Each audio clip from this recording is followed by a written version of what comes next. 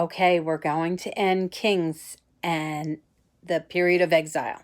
So let's get started. Okay, so we are on 2 Kings 21. And Manasseh reigns over Judah. Manasseh was 12 years old when he became king of Judah, and he ruled in Jerusalem for 55 years. So I wanted to show you over here. Okay. King Manasseh has a powerful, violent, and brutal. He ruled longer than any other Israelite king. He followed the good King Hezekiah and led people astray. How could Hezekiah's son turn out so bad? Where do we see this kind of behavior in the world today? Think of some of the places, people, or situations that are violent today. War, fighting, abuse, murder. What about the situations that are what about the things that lead people astray? Greed, materialism, the media, peer pressure. How do you deal with these things in your own life? Do you try not to think about them? One thing that we can do in the face of evil is to pray for strength to resist it and for the power to change it. Read Psalm 71 for comfort and strength against evil. Oh, that's good. Okay. So,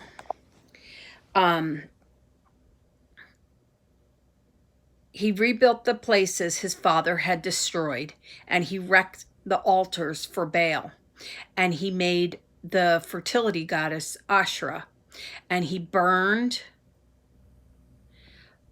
his son as an offering, and it says he practiced soothsaying and augury. I don't know what that is, but it's got my curiosity up, and I want to look that up later. He dealt with mediums and wizards, and he did much evil in the sight of the Lord, provoking him to anger. In Breakthrough, it says he killed so many innocent people that the streets of Jerusalem are flowing with blood. He did this, and he also led the people of Judah into idolatry, causing them to sin against the Lord. Manasseh seduced them to do more evil than the nations that had come before him, that the Lord destroyed before the sons of Israel. So, wow. This guy is evil.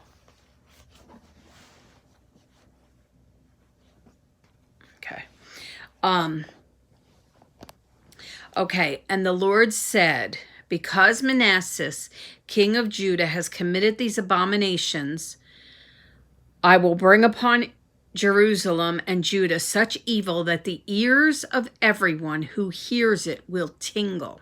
I thought, wow. I will stretch over Jerusalem and plummet at the house of Ahab, turning it upside down. Whoa, is he mad? I will cast off the remnant of my heritage and give them into the hands of their enemy. And they shall become prey because they have done what is evil in my hand, in my sight, and have provoked me to anger. I'll tell you, he is really mad. When you worship other gods like materialism and all those things, he does not like that, just so you know. Now the rest of the acts of Manasseh and the sin that he committed are written in the book of Chronicles of the kings of Judah, and he died and was buried in the garden of his house. So apparently he didn't get a royal burial. So it sounds like that. Amon reigns over Judah. King Amon was 22 years old when he became king, and he ruled in Jerusalem for 2 years. Like his father Manasseh, he sinned against the Lord and imitated his father's actions against the Lord, worshiping idols, rejecting the Lord, and disobeying the Lord's commands. And his officials plotted against him and assassinated him in the palace. And then the people of Judah killed his assassins and made his son Josiah king. Everything else he did is recorded in the history of the kings of Judah. King Amon was buried in a tomb and the gardens too. So I don't know. It sounds like he didn't get a royal burial either. I'm not sure. I'm going to have to look into those things. Josiah reigned over Judah. Josiah was 8 years old when he became king, and he ruled in Jerusalem for 31 years. Josiah did what was pleasing to the Lord, and he followed the example of his ancestor, King David, strictly obeying all the laws of God. This guy was so good. Hilkiah, the priest, finds the book of the law. The 18th year of his reign, King Josiah sends the court secretary to the temple and told him to get a report about all the money and keeping maintenance up on the temples. So the priest told the king's messenger they found the book of the law, they had just found it, and of the temple, and gave the king the book. Josiah hears the law and is penitent, and it's penitent. Now, where is that? Oh, it's over here. I'm sorry. So when the king heard the book being read, he tore his clothes in dismay and gave an order. He told the priest to go and consult the Lord for him and all the people of Judah about the teachings of the book, and said, "The Lord is angry with us because our ancestors have not done with this what this book says must be done." So the priest went to see a female prophet, and she said, "Thus says the Lord, tell the man who sent you to me, the Lord, I will bring evil upon this place, because they have forsaken me to other gods and provoked anger in me. Therefore my wrath will not be quenched. But as the king of Judah who sent you to inquire, you shall say to him, the Lord your God of Israel, because your heart is penitent." Oh, this is beautiful, right? "Because your heart is penitent, and you humble yourself before the Lord, when you heard my words in the laws, they shall become desolate and cursed. But because you have torn your clothes and wept before me, I have heard you." Therefore, when we cry to him, he loves that. "Therefore I will gather you to your grave in peace, and your eyes shall not see all the evil with which I will bring upon this place." And they bring back the word to the king. Wow, what a message, right? Okay, so Josiah's reforms. Then the king gathered all the people and the elders and the young and the priests and the prophets and all the people at the house of the Lord, and he read all the words in the book of the covenant that was found in the house of the Lord. Then he stood at the, I am just assuming it has to be the first books. Then he stood at the pillar and made a covenant before the Lord to keep his commandments and his covenant with all his heart and all his soul. And all the people joined the covenant, and then the king commanded the priest to take out all the vessels made for Baal and the fertility goddess Asherah, and take them out and burn them in the fields of Kidron. And he disposed of the idolatrous priests who the kings of Judah had ordained, who burned incense to Baal and the moon and the sun. Wow, right? Jeez, this stuff just... Okay, sorry. I'm trying to get these pages turned here. Oops.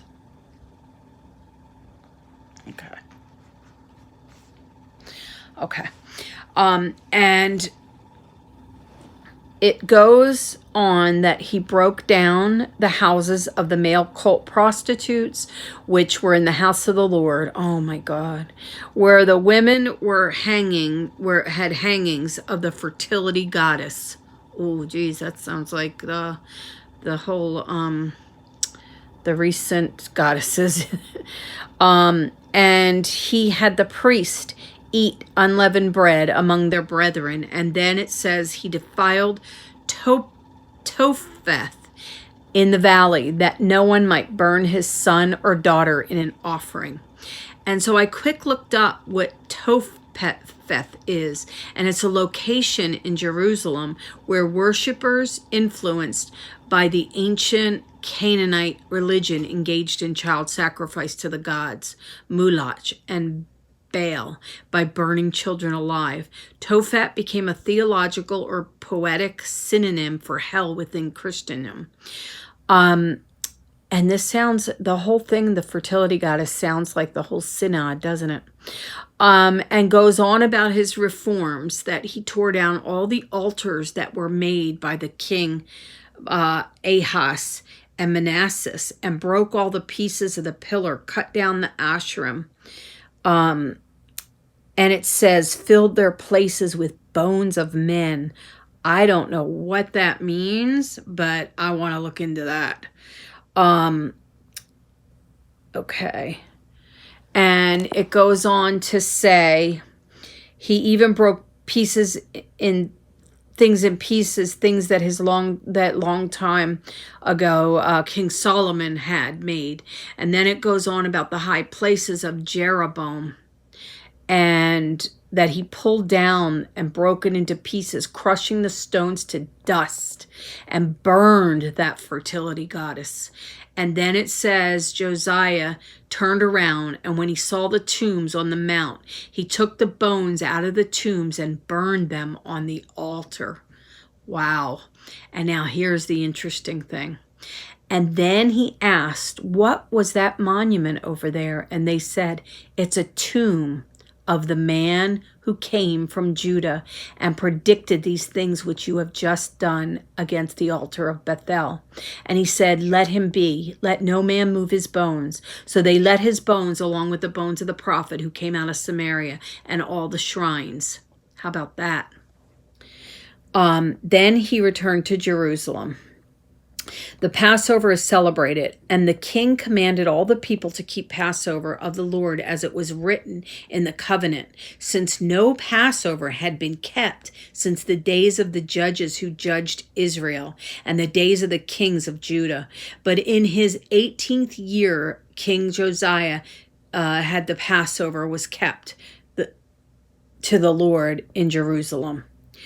And he put away all the mediums and the wizards and the idols, that he might establish the words of the law that were written in the book that the priests had found in the house of the Lord. There was no king like him before him, who turned to the Lord with all his heart, with all his soul, and with all his might, according to the law of Moses, nor any after, meaning there's never been anyone as good as Josiah or even after. So that was like, wow. Isn't it amazing that like the saints, we have men like him who were so good that their name is carried forward in history for thousands of years? That to me is so profound. And I feel sad this man died, like I did when I was researching my family tree, and I found ancestors that died of one thing or another, and I couldn't believe the sadness I felt when I looked at their death certificates and saw what happened and what they died from, and it just was so weird. It felt like that. So now when I pray the daily spiritual warfare rosary, and 2 of the days, Wednesday and Sunday, in the glorious mysteries, we pray for the souls of our ancestors. And it means so much to me, since I know them now through my ancestry thing. I just send up such powerful prayer for them, and I pray for them in purgatory every day. You should pray for your ancestors in purgatory. That's been lost, but we are supposed to do that. So you need to do that. Okay, Josiah dies in, and if you're one of my ancestors, please pray for me in case I'm in purgatory. Okay, so King Josiah died, but still the Lord did not turn from the fierceness of his great wrath of anger he built up against Judah because of Manasseh. And the Lord said he will remove Judah out of his sight as he removed Israel, and will cast off the city. And it said, get this, I have chosen Jerusalem, and the house of which my name shall be there. So that is about Jesus. How about that? Long before he was born. So amazing that we have this book. You know, I didn't feel good the last day or so, so I had to step back, but I missed it. And it's so exciting reading all this in this Bible. I can't believe I didn't do it before now. I really cannot believe it. And I'm glad that I'm doing this on video, or I wouldn't have been able to push myself, but I'm trying to make those 30 days. So anyway, okay. So, oh, and it says it over here about Jerusalem. Does it? Is it over here? Oh, darn. I don't know where it is. Sorry. Okay. So Josiah dies in battle. It goes on to say the rest of the acts of Josiah and all that he did was written in the book of Chronicles in the kings of Judah. Another thing I noticed, they say he died before they even tell you how he died. This Bible is kind of written like the point is made and then it tells you what happened right before. It's kind of weird. I think that's what frustrates people about reading the Bible. We don't write like that today. So anyway, it says Josiah, I think it's still over here. It says, Josiah went to meet the Pharaoh of Egypt and the king of Assyria. So they went to meet them, and the Pharaoh saw him and killed him. So his servants carried him dead in a chariot and brought him to Jerusalem and buried him in his tomb. And his son Jehoahaz succeeded him, and he reigned for just 3 months in Jerusalem, and he did what was evil in the sight of the Lord. Then the Pharaoh put him in a captivity, so he couldn't reign in Jerusalem.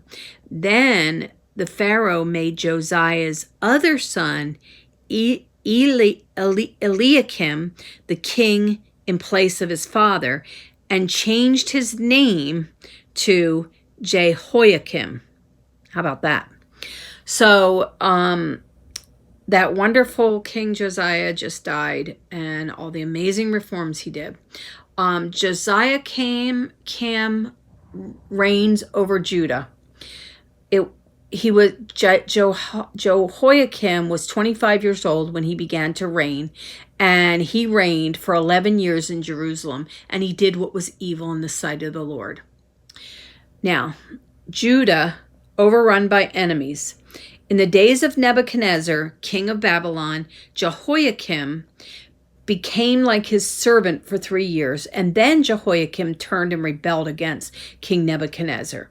The Lord sent him to the Assyrians and the Moabites and the Ammonites, and then the Lord sent them against Judah to destroy it, according to the word of the Lord, which he spoke by the servants and the prophets, he told us, which came upon Judah to remove them out of the sight for sins of Manasseh. He cannot get over that evil Manasseh. Hold on, this thing. And for the innocent blood that he had shed, the abortion, just like abortion now. He can't get over that. He filled Jerusalem with innocent blood, and the Lord would not pardon. Over here, 491. All right. Sorry, let me show you this. Amazing woman. Let me show you this. We know that King Josiah is going to be a good king because he did what was pleasing to the Lord. But after those years of evil under King Manasseh, people didn't know how God wanted them to live anymore. Then someone found the book after reading and realized how far astray they had gone from the law. King Josiah was worried and afraid. So King Josiah looked for guidance. He sent his aides out to find the prophet and holy woman. Huldah had words of challenge and words for comfort for the king. To whom do you go when you need guidance, advice, when you're worried, afraid? Who are you, or who are the Hodiahs in your life? Who are the people who can help you see right and wrong? And what was that other one I wanted to say? 491. Faith-filled king. Okay. 491. Okay. The cost of sin. King Manasseh has killed innocent people and had been unfaithful to God. The author viewed the destruction and loss of the southern kingdom as the cost of the king's sin. Sin has a cost in our own lives. When we lie, it destroys our relationships. When we cheat, we lose our own sense of self-worth. What price have you paid for sin? What can you do to repair the damage you've done? In addition to receiving the sacrament of reconciliation, here are a few things you could do. If you've lost a friend or friends because of gossip or unkindness, apologize to the person or persons you've hurt. See if you can do something good that would help repair the relationship. If you've disobeyed your parents, offer to help out around the house a little more than usual. If you've done something to hurt your own self-esteem, build it back up by working extra hard on tough assignment or challenging yourself to give up a habit and start a good one. Okay. I thought that was good. You know, it's for kids, but still, we can take some advice too. Okay. So, geez, it makes me think all this, what's happening with abortion all over the world, and the Lord sent this whole world a plague. Oy. Now, the rest of the deeds of Jehoiakim is written in the books of the kings, the chronicles of the kings of Judah. So his son succeeded him upon his death.